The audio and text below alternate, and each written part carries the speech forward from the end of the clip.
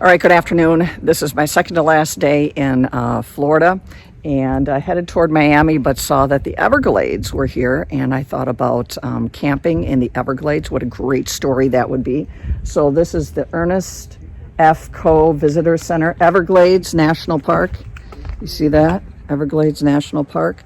So just checking to see if we can camp here, because I believe we can.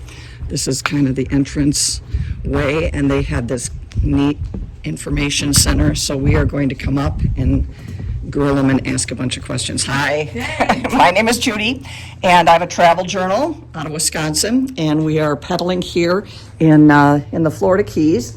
Your name is? Olivia. Oh, Olivia. And I just have a couple of questions. First of all, can I camp here tonight? Yeah, we got two campgrounds, Long Pine Key and then Flamingo. But if you're biking, this one's definitely going to be your go-to. How much further? Because where am I now? Am I at the park entrance? So we're at the visitor center here. Okay. So you just have another 6 miles till you get to the campground. Okay, I have a state park pass, but this is a national park. Does my state park pass cut it? Not here. Not in this one. Okay, how much is it? It's $30 for your, it's actually $15 for your bicycle. Yeah. So you get a discount. So you All don't right. get full price because you're not a car full of people. Okay, so I came out of Key Largo today, and I just have a couple of questions because I've been seeing quite a bit of wildlife, and I did see like a small, is it alligator or crocodile? We've got both. But if you were in the Keys, probably crocodile. Okay, so that was like 2.5 feet, and it was dead. But then I saw this. I took a picture, so you can take a look at that. It's a snake. It's dead. Wow. That sure does look like a Burmese Python. Are you kidding me? That really does look. I swear it was, thicker than my forearm, and it was about probably, and I'm not making up a fish story, 4 to 5 feet I believe it. on a good day. I believe it. So what kind of what? Looks like a Burmese Python. That's one of the really invasive snakes we find down here in South Florida. Yeah. In the entirety of Florida, actually. So people had them for pets, but they got too big and started looking at the kids. So then they dump them in the canal and they end up in the Everglades. Is this real? Mm-hmm. The pet trade brought these snakes down here. Oh. Are they here at Long Pine Key Campground? They're in the park. I don't know if they'll be with you at your campsite, but there's probably some near to the campground in the vicinity of the park. So the guy at the gas station down the street said because of the cooler weather, that's bringing out more of the reptiles because they want to be warm. Is that right? Yeah, yep. A lot of the reptiles like to come kind of get warm on the road. They like to get warm in the sunny areas, especially places that kind of hold heat. So it's not uncommon to see some snakes on the road, especially on a day like today where it's chilly. So is your campground like surrounded by a fence? not the one right here that you're headed to. The one that's further down.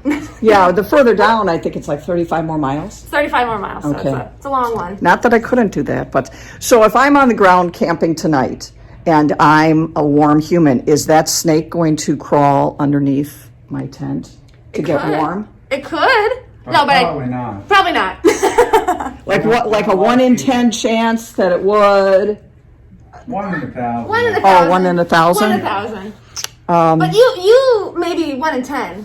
Because? You look like a 1 in 10 kind of gal. So what are they after when, like, if they're going to eat a human? Are they after, like, do they like a salty? Because I'm pretty ripe. I'm 3 days without a shower, but I'm also a little bit sweet because I had a full day of key lime pie diet. And so I've got that salty sweet mix going. Is that what they're after? That's exactly what they usually like. Totally exclude people that have been to Key West.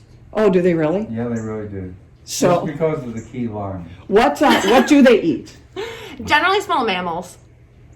A little smaller than you. Okay. You might be a bit big for their diet. So if it's going under my tent and under my air mattress and just sleeping there because it's warm, if I get up in the middle of the night to go to the bathroom, are they going to be like, whoa, where's my human insulator gone? Probably not. It's just going to feel like a back massage, and you're going to be, and you're going to say, oh, and you'll be asleep, and you go, oh, that feels so good. Do that again, and they'll just keep moving around underneath you, and then when you wake up in the morning, they'll go back out in the floor. So where would I find them if not under my tent at night? Like if I get up and go to the bathroom kind of wild, or try to make it to your facility, because I'm sure you have facilities, are they going to be in the toilet bowl, on the floor? Where am I finding them? Anything goes out here. But probably won't find them in the toilet bowl. Probably not going to find them in the bathroom. They're pretty elusive. We don't see them as much as we'd like to. So this is, the fact that you brought the photos, pretty shocking already. So it sounds like you're lucky. Maybe you will find them in the toilet bowl. All right. So this is going to be $15 to camp. And it's just a couple miles down the road. So, yeah, you're going to pay to get into the park ahead. It's $15. All right. But that fee's for 7 days. So you keep that receipt for 7 days. Oh, okay. For your entrance to the park. Okay. And then the camping when you get there. If you go to Shark Valley, you show it to them. Oh, all right. What else is there to see? So this is just one entrance to the park. Yeah. We've got the northern entrances, so Shark Valley. And then over on the west coast, we've got the Gulf Coast Visitor Center. Oh, that's a little bit far. It's a little far. Are there going to be crocodiles or alligators in this camp too? Or in the water? In your campground? Probably swimming right up to your tent. No. There's not too much water around that campground for Okay. them. So there probably All not right. going to be too many alligators or crocs up there. Okay. All right. Anything else I should be aware of? Any poison ivy-ish? Some nice trails to see? Bird life? There's a nice trail on your way, the Anhinga Trail. Okay. And if you want to see gators, that's the safe place to check them out. It's right. an easy boardwalk where you can kind of look for wildlife. Also, turtles and birds and fish, not Okay. just alligators. We've got like poison oak, poison ivy, and what's a poison wood. As far as the poisons go, yeah. The one you got to be aware of is poisonwood at your Okay. campsite. Okay. So it's got a pretty pronounced drip tip, kind of like a heart-shaped leaf with a very pronounced yellow line. Okay. Don't hang out with that one. How about the no-see-ums? I've had some run-ins with the no-see-ums. Luckily, it's going to be chilly tonight. Okay. We're going down to 39, so You can be in luck for that. bundle up. You won't be bothered too much by the no-see-ums. Yeah. Okay. All right. Well, Olivia, right? You said, okay, terrific. Well, thank you for all of that. Thanks for confirming our Burmese python snake. What are the chances? I'm the volunteer, Paul the volunteer. Oh, Paul the volunteer also. Thank you very much. All right. But accept the massage. Don't worry about it. Okay. And Will do. All right. Thank you. Have fun.